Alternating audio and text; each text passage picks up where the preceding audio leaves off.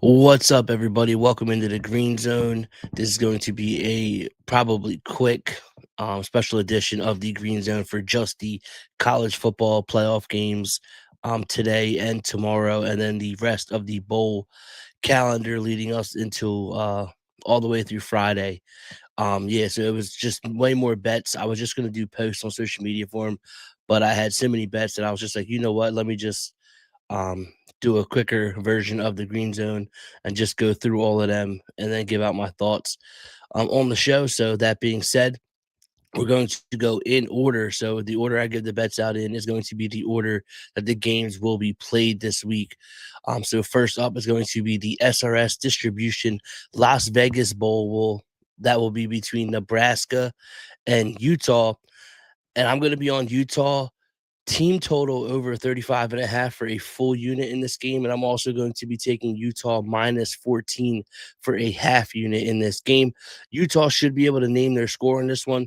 They're going to be without premier offensive tackles, but Nebraska can't generate a pass rush regardless. So I don't think they're going to be able to get any pressure even with the backup tackles in for Utah.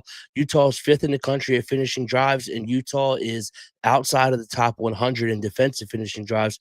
Utah's defense is missing some guys to opt outs, which is why the team total is my bigger bet. So I don't have to stress about them getting stops. But no Rayola in this game for Nebraska, obviously. So I do think Utah is still going to be able to have success against this Husker offense. So I'm going to, like I said, lay the 14 with with Utah. And I'm also going to take Utah team total over 33.5, a full unit on the team total, and then a half unit on Utah minus 14. Next up is going to be the Goodyear Cotton Bowl, which is a college football playoff quarterfinal. It will be Miami versus Ohio State in that one. And I'm going to be on Miami plus 9.5 for a half unit in this game. Miami's defensive line is the best pass rush in the country, and they should dominate this Ohio State offensive line today. The first time Julian Sayin saw a D line that's anything like Miami was the last game against Indiana, who Indiana is 12th in the country in pass rush rate, where Miami is number one. And he had a pressure to sack rate above 20% in that game. Ruben Bain gets all the love, and rightfully so. But Miami also has another defensive end who is really elite in his own right in Hakeem Mesidor on the other side. And one of those guys are going to be matched up against Ohio State offensive tackle Philip Daniels, who is outside the top 100 in pass blocking this year. The total is set at 40, so I'm expecting a low scoring game. So in a game where it's going to be low scoring, I'd love to have a team that's catching almost 10 points. And I also think Miami's offense might struggle in this game versus Ohio State's secondary, but they should be able to control the ball on the ground, much like they did against Texas A&M, and get push up front. So I'm going to take Miami plus 9.5 against Ohio State for a half unit. Now, the next game up is the Capital One Orange Bowl, which is another college football playoff quarterfinal. This one will be between Texas Tech and Oregon, and I'm going to be on the Oregon and Texas Tech under 51.5 for a full unit in this one. And I'm also going to lay 2.5 points with Oregon for a half unit as well. This Texas Tech defense is pretty much elite at every aspect. They get after the quarterback. They have great linebackers against the run and the pass. Offensively, Tech can't really run the ball, and their passing attack has a lot of air raid principles, which are predicated on timing and the fact that they're coming off a bye and had a longer layoff. I think there's a chance that they could start slower in this game. Oregon offensively is already a slower paced offense and relies much more on methodical drives as opposed to hitting big plays. And that's what you want if you're going to take an under in a game. They hung a huge number on JMU, but that's not how they played all year. I don't think that's something that you can rely on a week-to-week basis from this Oregon offense. And then Oregon also has the special teams advantage in this one. I think they have the talent at the skill positions to make plays to negate this Texas Tech pass rush. So I under 3, I'm going to lay the Ducks here, and then obviously my favorite bet is going to be the under 51.5. So under 51.5 for a full unit, and then Oregon minus 2.5 for a half unit. Next game up is going to be the Rose Bowl game. Obviously rocking the hat this week for the Rose Bowl, and that will be between Alabama and Indiana. I'm going to lay the 7 points here with Indiana in this game. for a full unit. This Alabama offense is too one-dimensional to consistently score against this Indiana defense. They can't run the ball at all. So Indiana knows they don't have to worry about that aspect and can pin their ears back, rush Tyler Simpson, and then it can also allocate extra guys into coverage. On the other side, Indiana's offensive line is really good. They should be able to open up running lanes all night. Alabama struggles versus inside run zone concepts, and Indiana has a two-headed monster that eats on the ground up the middle. Indiana passing attack is not what Alabama got to see against Oklahoma, where John Mateer, he just all year he couldn't really complete a pass. Indiana comes in with the Heisman Trophy winning quarterback in this one, so it's obviously going to be a lot of different. And lastly, this game is supposed to surprisingly be sloppy with a lot of rain, even though it's in California. So I'm going to take, I think that takes the more physical and run heavy team, which is obviously Indiana in this game. So I'm going to lay the 7 here with Indiana for a full unit. Next up is the All-State Sugar Bowl, which is another and the final college football playoff quarterfinal will be Ole Miss versus Georgia. And I'm going to play the Georgia team total over 31.5 for a full unit in this game.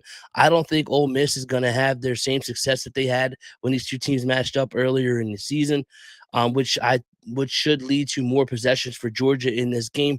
Georgia has a 58% success rate running inside zone, and I don't think Ole Miss is going to have an answer for it. Gunnar Stockton has consistently stepped up his play when Georgia has stepped up in competition.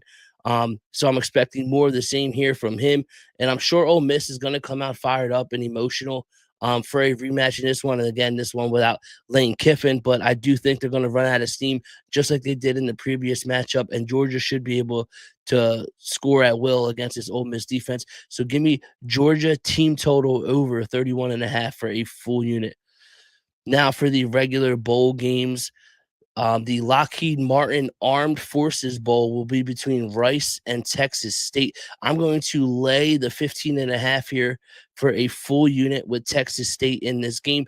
Rice didn't even qualify for a bowl, but was invited after multiple teams opted out. And then Rice's quarterback decided he's not to play. Not going to play. He opted out. So they're going to be down to their third string quarterback in this game. So I'm not expecting anything out of this Rice offense, and their defense is beyond abysmal. They allowed 108 points combined in their last 2 games, and this Texas State offense can score. They are 12th in the country in rush EPA, and Rice is among one of the worst in the country in both rush and pass in defensive EPA. Texas State might score 40 in this game, and I don't think Rice is even going to be able to come close to that. To keep this within 2 scores. I'm going to gladly lay the 15.5 here with Texas State for a full unit.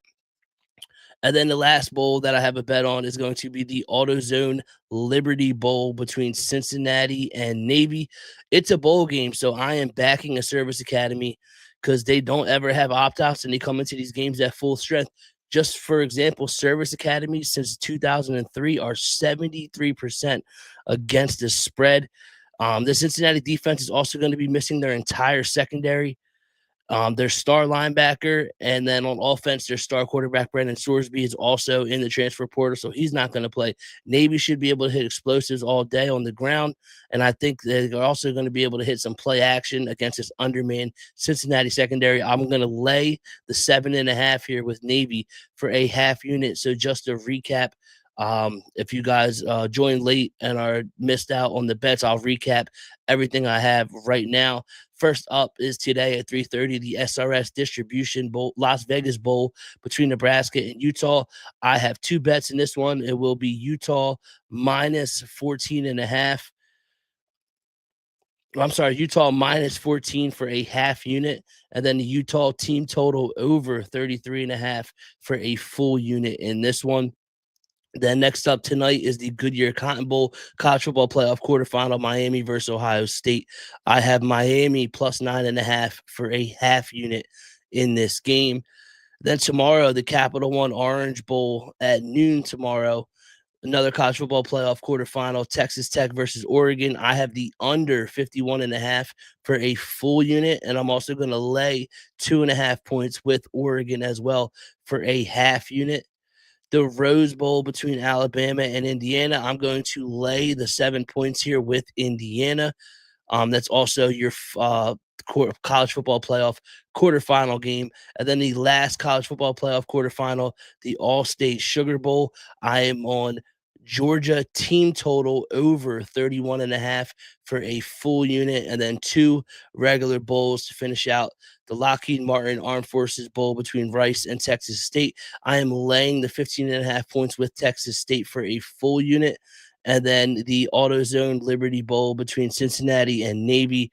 I'm going to lay the 7.5 here with Navy for a half unit. As always, I went through all the games in detail.